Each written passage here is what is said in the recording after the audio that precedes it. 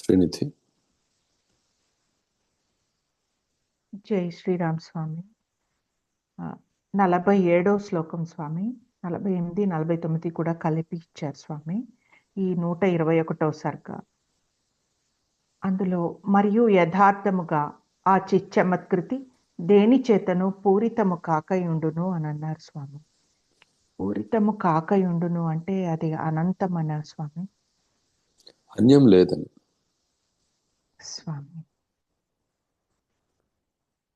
చిచ్చమత్కృతి మరి మరొక దాంతో అదేం పూరితం కావటం లేదు అని చెప్పడం ఒక విషయం స్వామి. బోధపడింది స్వామి. It's a royally jubilant, it's a royally jubilant, it's a royally jubilant. Jai Jai Jai Jai Jai He Rama Prabhu, Sarva Prabhu. Jai Jai Jai Jai Jai He Sarva Vibhu, Sarva Vibhu. Jai Jai Jai Jai Jai He Rama Prabhu, Sarva Prabhu.